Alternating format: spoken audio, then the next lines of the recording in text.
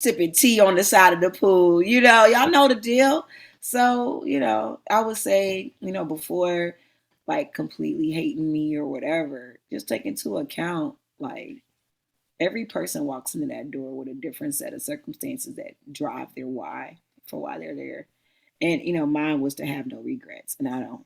So, So that's I where want I want to circle back on something that I had kind of cut you off on earlier, much earlier.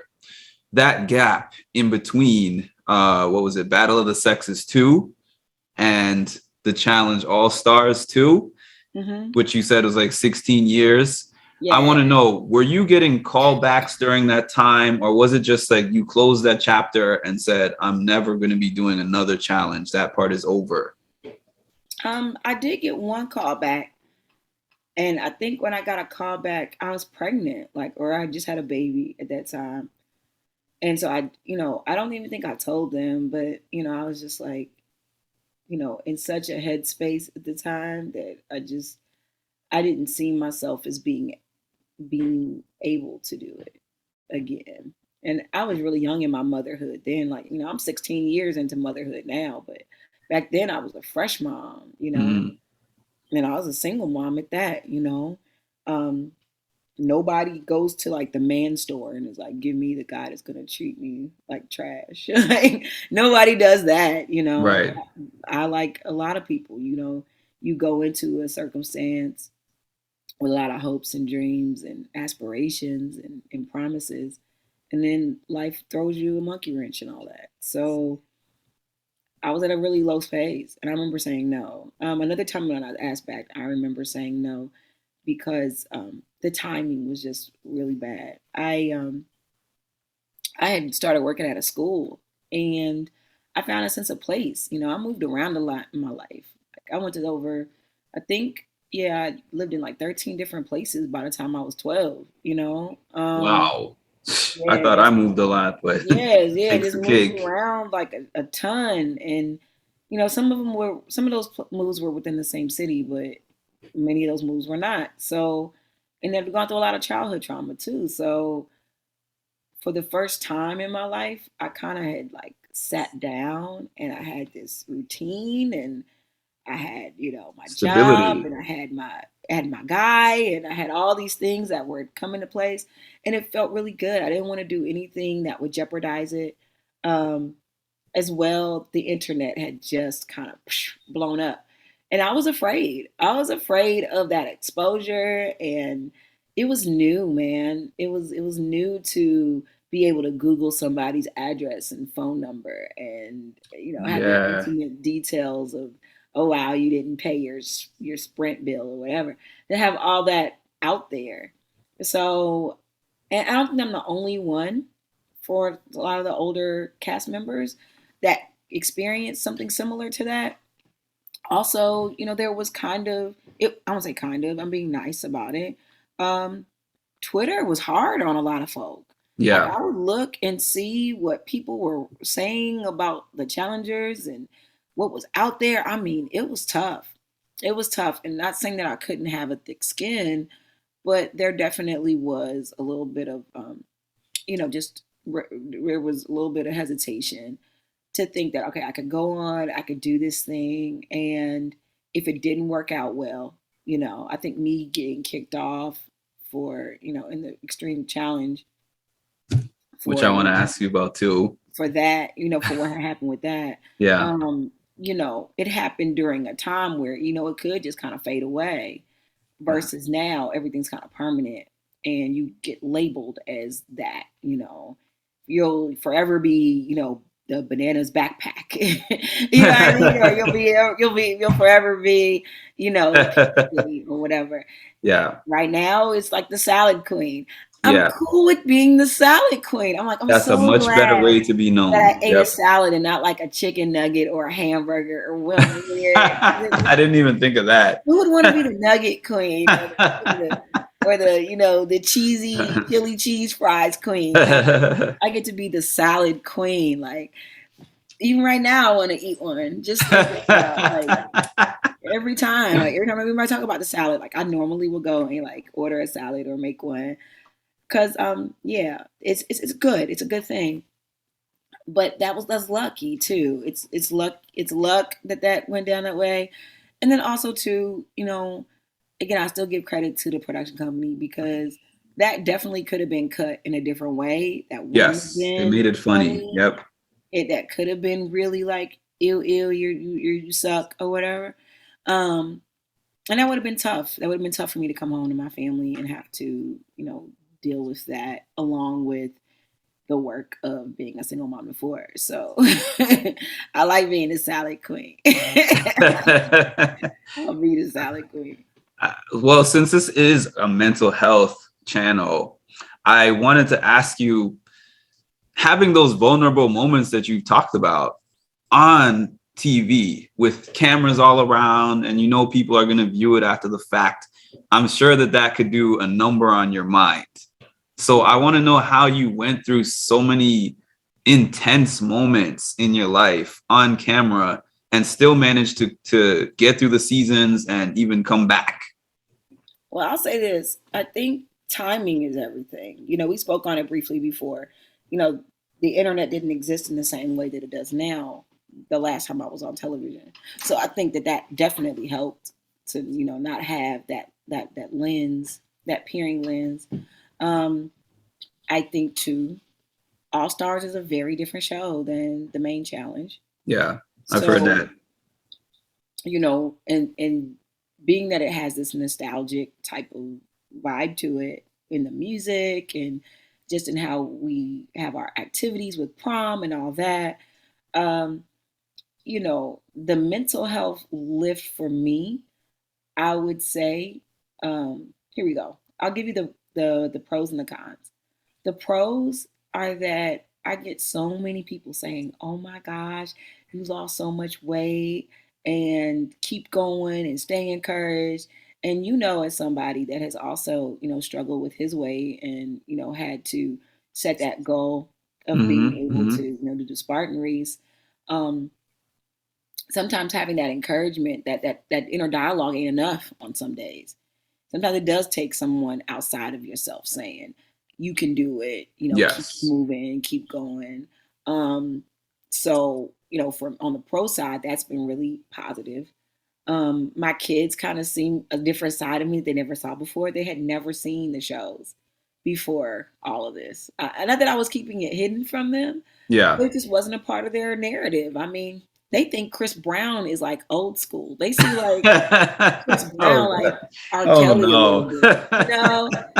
And I'm just like, oh gosh, she was like such like a kid to me. But they see Chris Brown like an old dirty man somewhere. I put on Beyonce and they're like, they see Beyonce like Anita Baker of this joint. Oh wow. So, you know, um, so there's distance and there's space. So it's been really cool to kind of see them kind of get excited about seeing me do that kind of cool stuff on TV.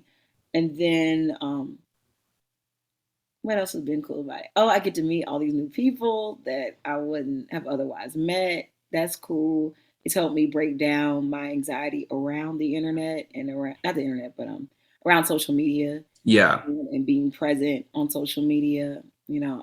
Right now I'm loving Instagram. I really do. I like the fun of it. I like the little silly parts, the little silly memes and things that come up. To the extent that it's not, um, buffoonery. But Yes. when it starts to cross that weird buffoon line and weird cooning line, I'm like, ooh, let me go like some more exercise videos. Um, you know, um, on the con side, I definitely think, hmm, I definitely have to monitor. It's still about social media. I have to monitor how much I let that influence my overall outlook on life. Because social media will have you thinking that your waist will never be what it needs to be, or your eyelashes aren't long enough, or your filter ain't right enough, or whatever the thing is that ain't right. Social media has a tendency to just um, just kind of amplify that. Yeah. Yeah. So that's been a little bit of a struggle, but not not enough. Like All Stars has been a pretty positive experience for me. I've learned a lot more about just like the sub community, like what happens with challengers when they're not around, and all of the side conversations and all that. I haven't been too good with navigating that world, I don't think. But I think what you project will bring to you who needs to like be around you, and that's Mhm. it. Mhm. Getting a chance to meet, Bryce and Wendell. Wendell won his season of Survivor. Bryce is a Mhm. finalist in his season. I got a chance to meet Sandra Diaz Twine. She's like another one of my sheroes. Just I didn't realize how like dope the Survivor community was, because you wouldn't think, because my community, I'm a Trekkie. Like I watch Star Trek. Like I'm that person that watches all the Star Treks that most people don't watch, like Voyager and Discovery and Deep Space Nine and all of that. Like I'm there for it. Like when Picard came out, like I was sitting back, like okay, Picard's coming out on Paramount Plus. I'm gonna get Paramount Plus because Picard is coming out. Like that's just my world, right? And then to just be exposed to the Survivor crew and folks who like Survivor and watch Survivor and are into it, it's just really opened up some new relationships that I wouldn't have otherwise probably like encountered, just being a mom trying to get through the pandemic and try not to get Right. COVID in DC. Right. So there's definitely been more pros than cons. The cons are, I guess you can, just getting back to the mental health side of it, the cons in life come, I think, to test your ability to use your tools of coping, your tools of resilience. It tries them out, you know. It's like, all right, that stuff sounded good in the therapist meeting. It sounded good on the Zoom. It sounded good Yeah. on the TikTok or the Yeah. Yeah. Instagram reel. Now it's time for you to really show up. And so I just see it like that. I really do.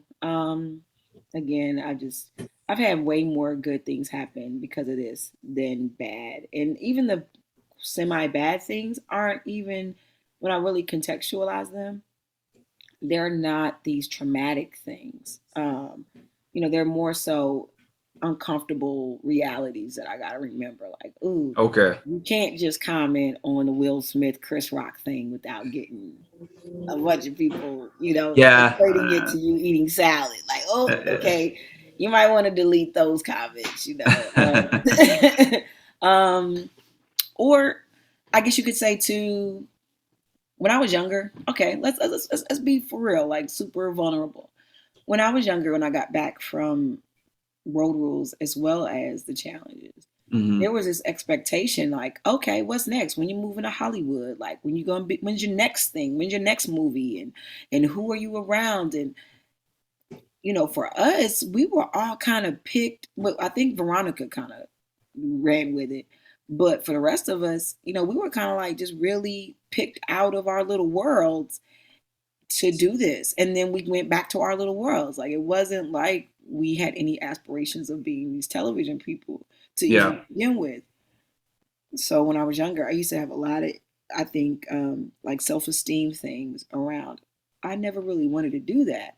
I wanted to do these other things. And when I was trying to do those other things that weren't related to television, um, having to deal with like jealousy, microaggressions, people who damn well know how to say your name, saying it wrong on purpose, or Mm. projecting, oh, this person, thinks they're all that, and who do they think they are, and all of the things that I think everyone has to deal with when there are those who want to dim your light, if that makes any sense. It makes Um, perfect sense. so, I wasn't always the best at dealing with all of that, especially like in the midst of having two, at that time, two small kids, by myself, trying to keep everything going, having like three or four jobs. I got into survival mode for a while, and that has also been the struggle since I've been back. So now I'm in a position where, okay, no, I'm not riding around in a Tesla or a Beamer or even like that. I'm still in my mom's van.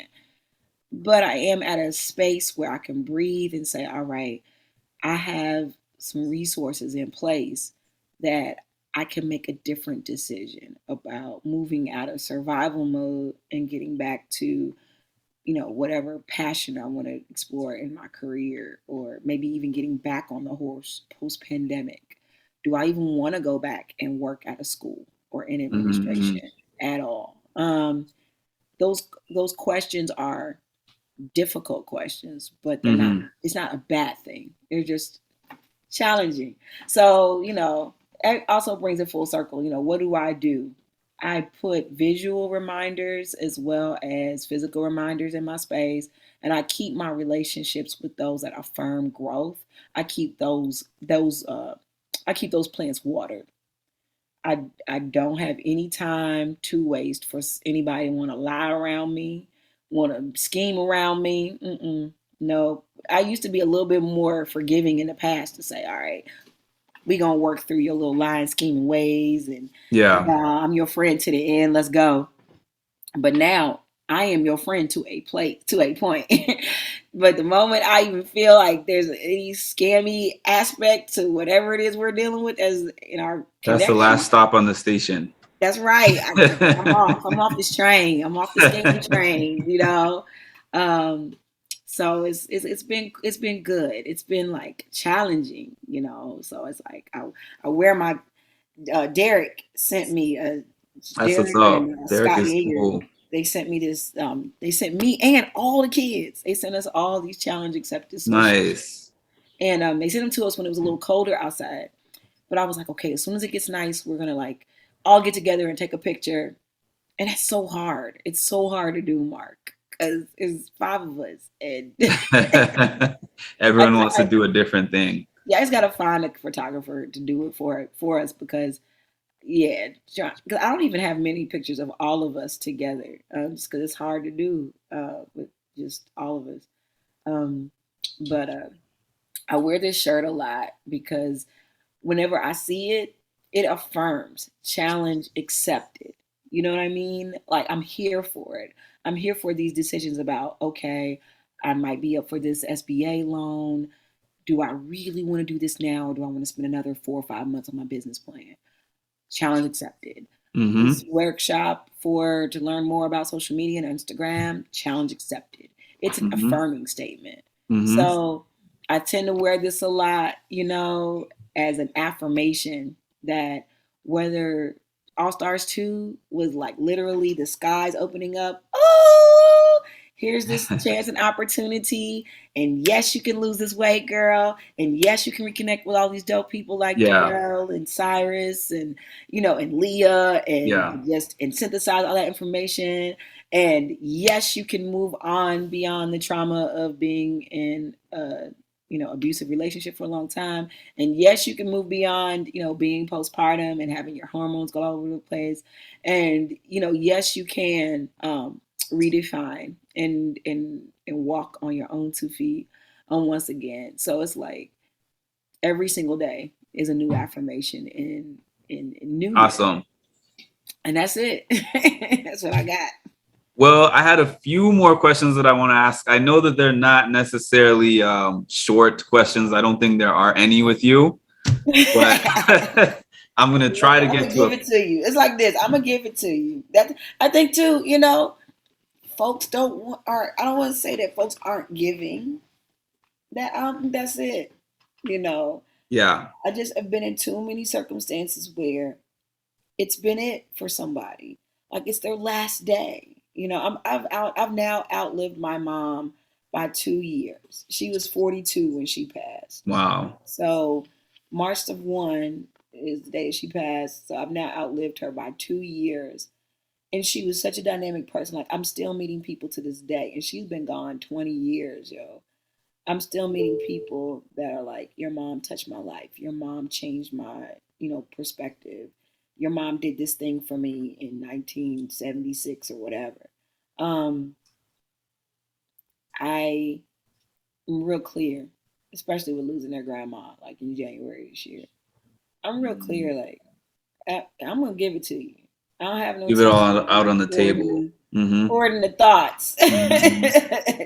Because I might not be here next year. So, You never know. it is. Yeah. Yeah. That actually leads me to like I don't know if this is an edit thing or if this is 100% just how it was, but going into the challenge extreme, they started off that by talking about that. And you were saying at that time it was extremely hard for you losing your mom. And you were talking about the space that you were in and how you felt like it was an escape. So all of that, I was telling one of my friends that back then there wasn't spoiler pages that I knew of, and so whatever happened, it would happen in your location wherever it happened and got recorded, and the editors would see it as a whole story and then build up to the whole storyline. So they started with that, and that led all the way up to the whole Christian incident. Um, so I wanted to know, do you feel like the mental space that you were in at that time was the reason it went down the way it went down? Or would you say that it was the incident itself? I think that it's a little bit of both, Okay. but I think the part that weighs more than, where my mental state was the fact that here I am, early 20s. Here's this guy who's older than me, drunk, 11 o'clock at night. I'd asked him several times to move out the way because he was blocking the exit to the bus. And he wouldn't move out the way. And he just kept using the N word, saying, I can say what I want to say. In.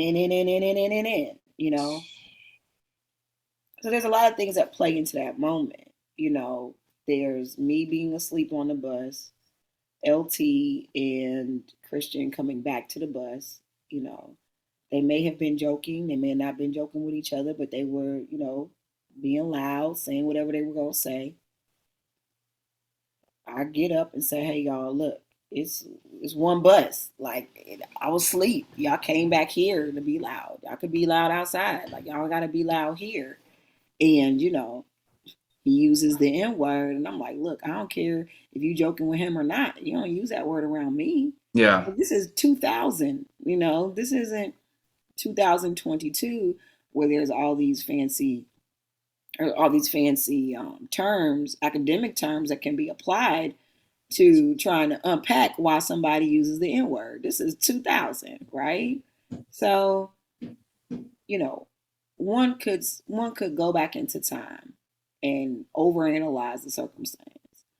I was there. I just remember wanting Tim to leave and get out of my way.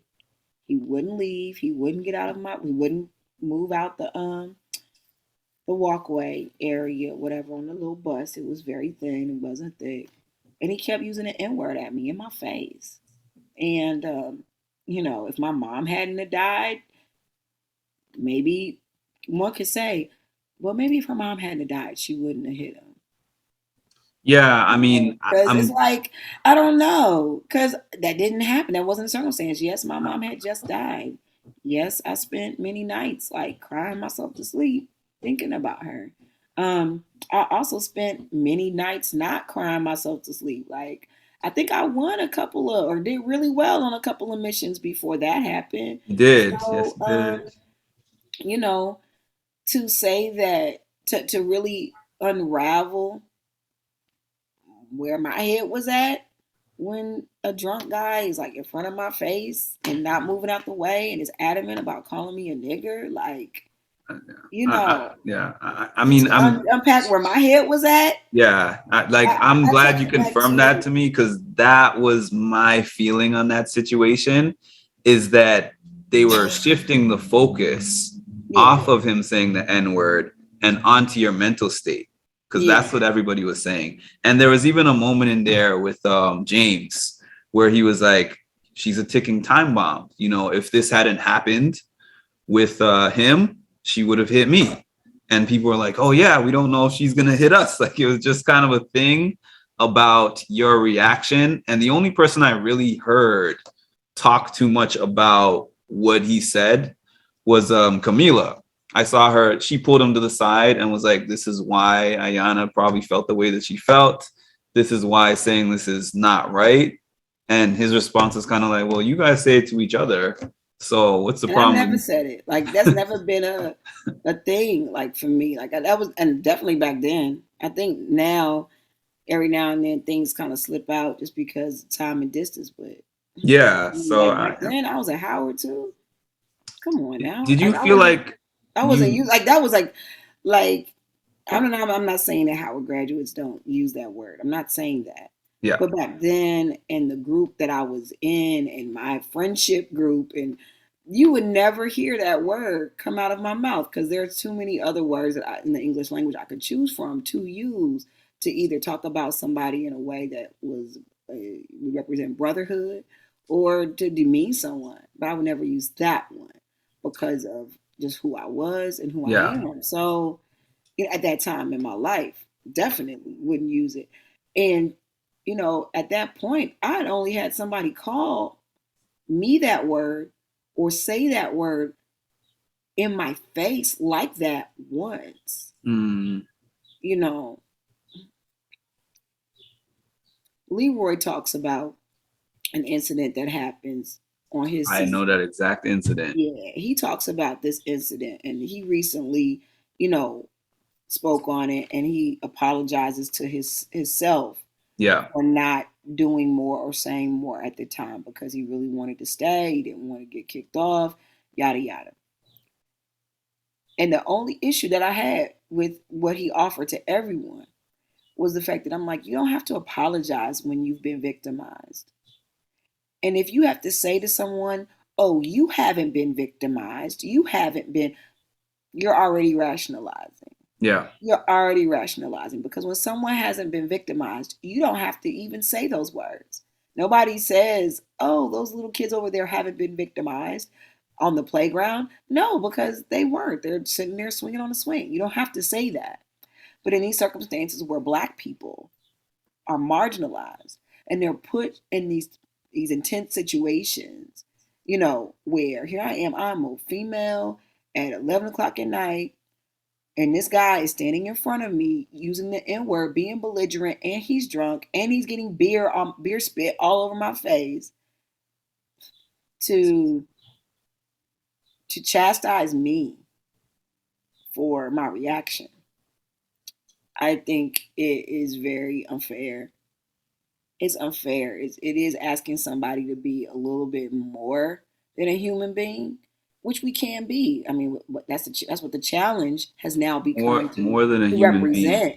It has Mm-hmm. come to represent that. At Mm, that time, it hadn't gotten to there yet. It was mm-mm, literally mm-mm, some reality show folks going through some activities. It wasn't what it is now then. mm-hmm.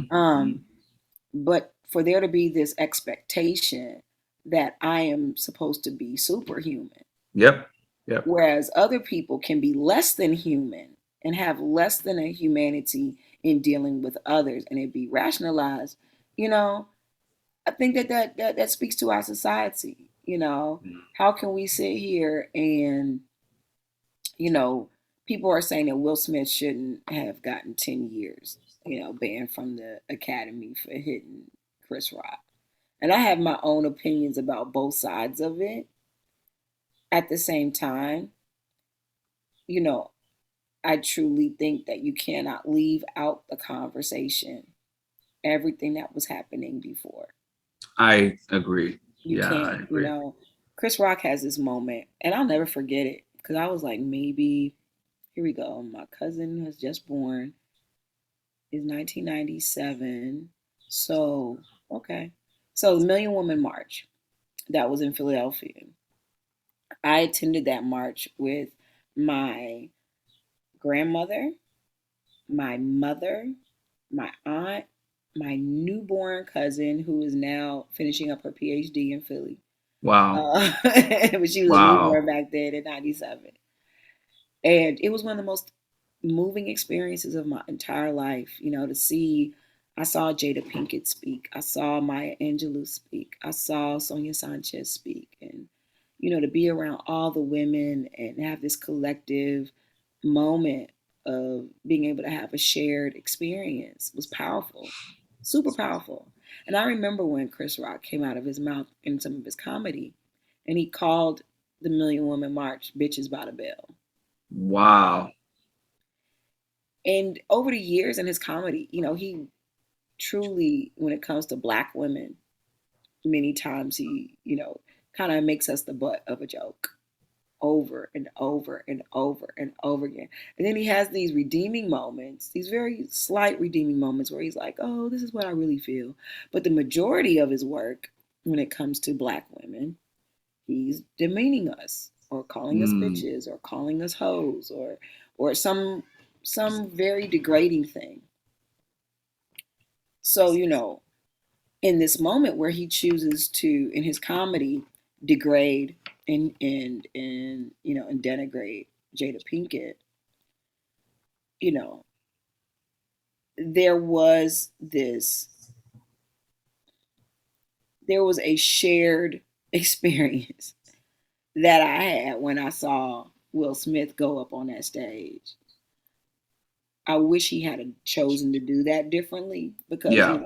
once you put your hands on somebody, now the conversation has changed. Nobody's even Yeah. going to take seriously Exactly. your why. He's the You know what I criminal. mean? Yeah, I Nobody know. was even. Yeah. My thing is this: if I had not have chosen to, if I had not react, I don't say chosen because it wasn't like I sat back and was like, I'm gonna hit him. I reacted. I'd come from a traumatic experience in my childhood where I didn't like men being up on me, screaming in my face. I didn't like feeling like my passageway to leave was blocked. You know, I didn't like the fact that he's calling me a nigga. None of that. And all of that's triggering. We didn't even have that word to describe, those kinds of things back Yeah, then. that's newish. Yep. Yeah. So, to kind of constantly have shots fired, shots fired, shots fired, shots fired, shots fired. For my reaction to have been to hit him, the rest of that conversation couldn't even occur. It couldn't occur to say, why would you trigger someone that had just lost her mother? Why would you choose? You come from Norway. You're financially well off. Like, why is it so important for you to call me, who at that time I had nothing? Like, my mom had just passed. I had no money, And nothing. they showed you a scene before talking to him about it, crying. He's hugging you. And you said that in your interview there, where you were like, I can't believe this guy who I just had this deep conversation with about what I'm going through could do this right Yeah, after that. yeah. And it's like, Yeah. and he knew like where I was coming from. Like, Which I is got probably, there. Like, I wouldn't even have a home. Like, I was homeless at that time because my mom had just passed, transitioning in between living situations. Like, it was crazy, and for that to be inflated, to be like, oh, she's gonna hit me next, and all these things, yeah. it was a missed opportunity to talk about other things that could have been talked about, but we can't go back into We time. can't go back in time. We can't go back So in time. And, I know that he felt very remorseful for that it moment, showed, yeah. you know. At the Showed. same time, his feelings of remorse um, don't change what happened and the outcomes. Like, literally me going home and having to, have folks not, when I was trying to get jobs. Oh yeah, you was that girl that got kicked off for fighting and ha ha ha ha. And that being the conversation because, what is it? Yes. The Yes. uncontrollable black woman. Like, I had Yes. never been kicked out of anything in my life for fighting.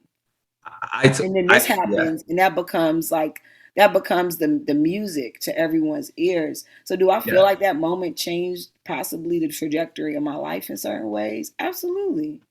Because, when I got back home, I was somebody that was going to fight you over words. I was someone that was uncontrollable. I wasn't the person that had a full academic scholarship and a 3.8 GPA. I wasn't the person that was a cross country champion. I wasn't any of those things that I earned.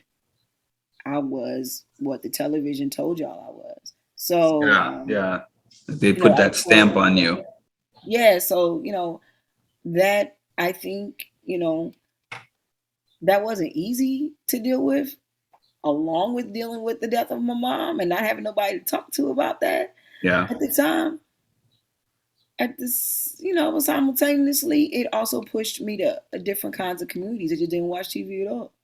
And I found my village. I found love there, and you know, You, it you want is to what know it is. something that I found interesting was it actually seemed like you had a chance to stay because it showed you having this conversation with Rick, I believe his name was, Rick Tellis, yeah, the producer. and he was like, do you feel bad about this? And then he's like, what would you do in this situation? And you were basically like, you actually said, I wrote it down somewhere, where you said, I can give you the type of answer basically that you want to hear.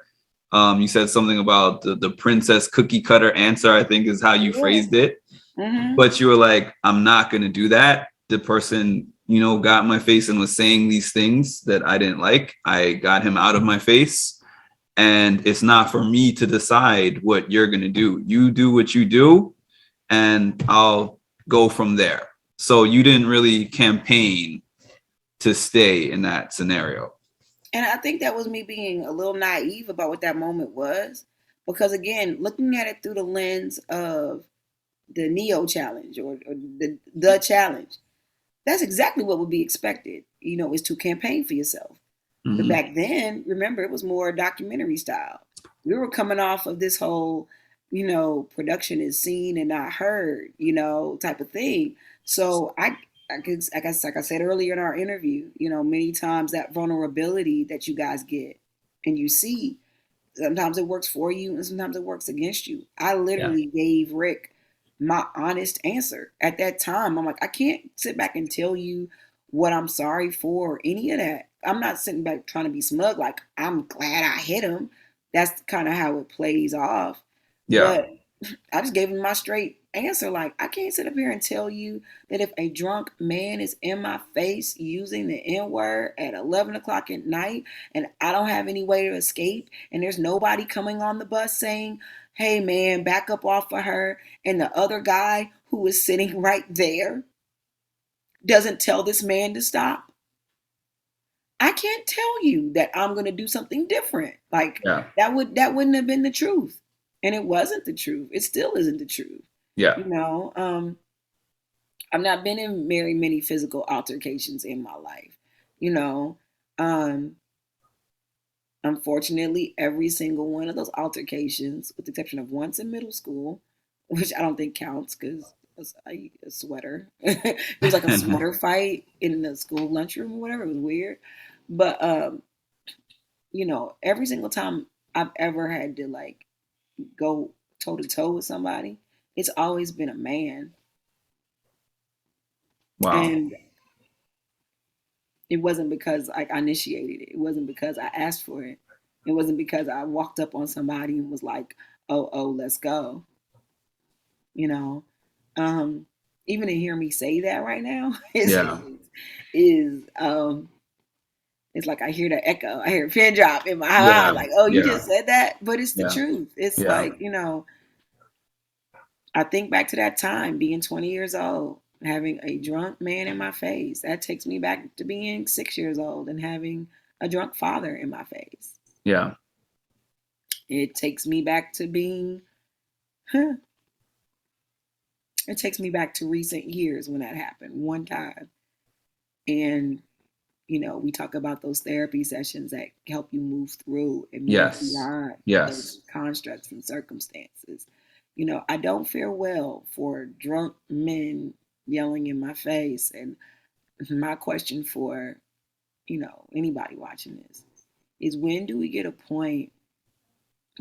a point where drunk people yelling in another person's face becomes the problem in the first place versus focusing on the reaction I to I it, so agree. Yeah. So I connected with your incident on the bus, as I told you on Instagram, from an incident that I have it on my page for anyone who wants to watch it, but just an incident I had in school of being called the N-word repeatedly, my N-word lips and my N-word this. And eventually I didn't have as fast as a reaction, but eventually I did have a physical reaction, and nothing was really done about what was said. And I was characterized as a bully, which was amazing because I had never been in a fight at that point in my life. I had the clean as a whistle record in school, but he told this story of how I was threatening him every day, and then I was just delivering on my promise, which none of that ever happened. So I viewed it from that lens when I saw that incident, and it made me upset. But it's nice to hear your explanation because it confirms what I thought, that maybe the mental state that you were in was a part of what fueled your reaction maybe to happen faster, but the incident is the incident. What was said was what was said. And I think in a lot of these situations, like you said it perfectly. You can't address the end result without going back and full picture on the whole story. Yeah, it's like, and more so, I guess the bigger question is why. Why is it so important to, focus on punishing the reactor Yeah. than it is to even like talk about the entire thing that goes, before it.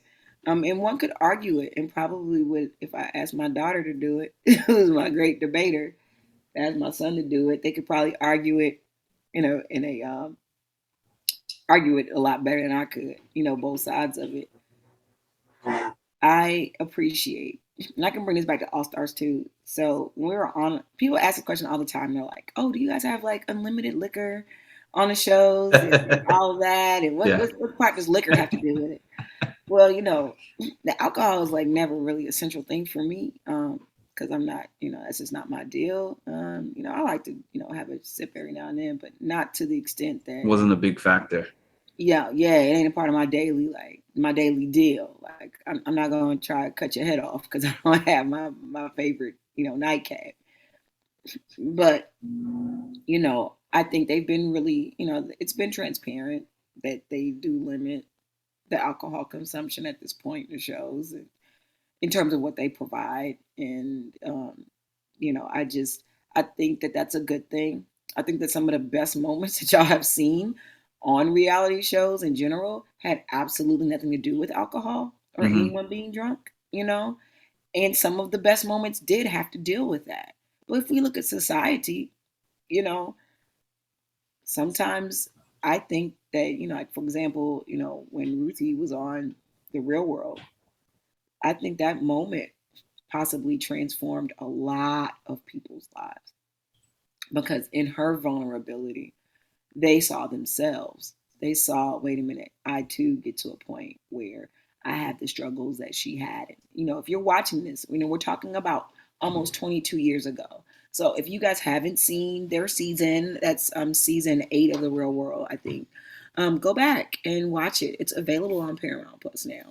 Um, you Nice. I know, didn't even know that. yeah, when we go back, and if you're watching The Real World Homecoming, that issue comes up with Dave Edwards, who, he's near and dear to my heart for a couple of reasons.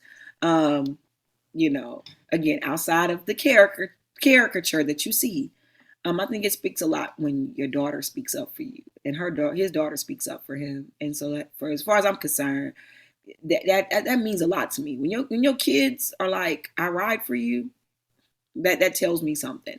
Not to judge nobody that it's different, but when your kids ride for you, that tells me something. Yeah. Um, but anyway, so this idea of alcohol use and how it contributes to these moments in the show, I stand by 1000% that if you were to make a chart, and some of the fandom is really good at making these charts, if you were to put up for every single season of all these shows, like the most memorable moments, I guarantee you that alcohol filled moments would be maybe a third of like the best moments That's ever. interesting. Like when CT throws the shoe. You know what I mean? Like you couldn't script that, and that no alcohol was involved with that shoe moment, when it Yeah. bounces oh boy in the head. The back bananas backpack. Yeah. Oh No yeah. alcohol's involved with that. Yeah. You know, Yeah. the That's salad, so true. Yeah, that's so you true. know, no Yeah. alcohol's There's a involved with lot the of salad. moments You like know. that. Hmm. So one of my favorite moments is when MJ of All Stars is when MJ talks about Tech's pink suit and he calls him Pepto Bismol. He said, "You're looking good, looking like Pepto Bismol." I just watched that yesterday, actually.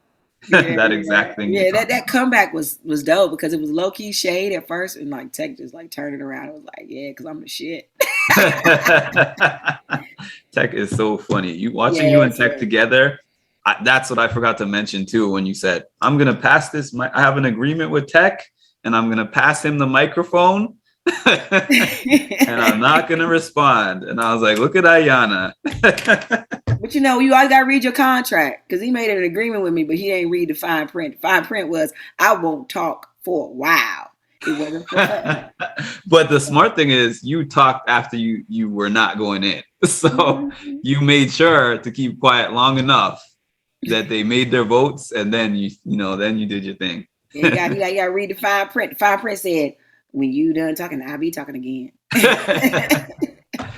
Oh man. No, but like I said, I had a good time. You know, Awesome. the moment that it ain't fun anymore is the moment that y'all see me disappear again. You know, but That is life great. is so precious. Like I said, I thank you for providing this space. I know that we talked a little bit longer today, and you'll probably have a lot to cut up. That So, is quite all right. I really so enjoyed this conversation. I am so thankful that you showed up and that we were able to talk about all these different things. And you hey man, fulfilled something on my bucket list, I guess you could say. So, something new that I'm doing here is the quote of the day. And the quote comes from you, which you gave me on Instagram. I guess you just have all these quotes floating in your head. And you said, "We've got to give ourselves the win where we can. The world is filled with other people that will not hesitate to point out how full they think our glass is. But despite how they think, we are the ones who have to drink whatever is in there. Celebrate the fullness of your own cup, even if it's the size of a shot glass." And I was like, wow, did you just come up with that? And I took that one with me, and I think I'm gonna write it down somewhere and hold on to that one. That was such a please do, profound quote. please do. I mean, that's kind of like a mashup of a few concepts. I consider myself a Christian. It could be debatable depending upon if you lay out all my transgressions. You know how good at being a Christian I am, but that's the tradition that I was raised in, and it's when I'm on my hard times, that's who I call on, Jesus Christ. And I'm good with that. There's this whole idea of the Potter's house, Jeremiah, and if you read into the Potter's house, they talk about Mm-hmm. vessels, and Mm-hmm. being a vessel. There's a song called "Fill My Cup" in the gospel tradition, and so we talk a lot about cups in the Christian tradition. It's like use me, fill me with, or empty me, and all these things. Mm-hmm. Mm-hmm. In this society, though, especially with hey baby, you just want to hug, yeah. In this society where we got so many, here, come here, we got so many people that are so quick to like just point out your deficits. Like, oh, you got all this in your pocket, all this in your cup, or you don't have enough in your cup, your teeth are too yellow, your pecs are not peckable or not impeccable, Not whatever impeccable. I like that. whatever the thing is that one can point out that just ain't enough. At the end of the day, it's only you. It's just you. It's you and your heart. It's you and what you want to leave behind. For me, it's me and all of them, of course. You got to be able to drink what you put in your cup. You got to be able to be all right with it. Some days, like I said, you may feel empty, but remember, you're not because you're alive. You're still here to take breaths and help Yes. people out. And I remember, when you wrote to me that day and you were going through some things, it was really, really tough.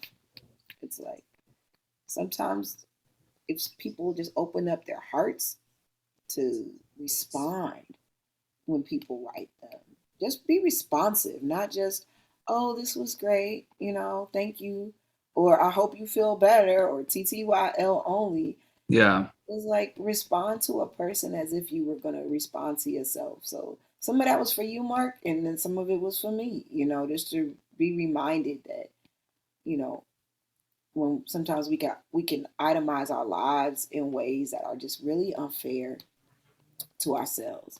We got a whole lot more than what we give ourselves credit for. And there's somebody out there that wishes they could be you.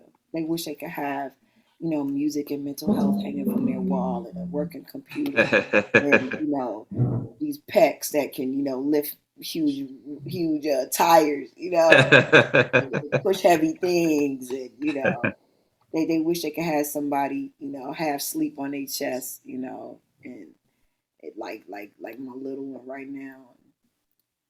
We got to remember how full our cup actually is. Hey, baby. And thank you so much for that. I love that.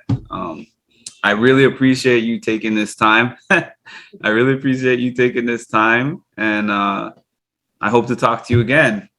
All right, anytime. You know the math, so let's get it, and have a wonderful afternoon. You too.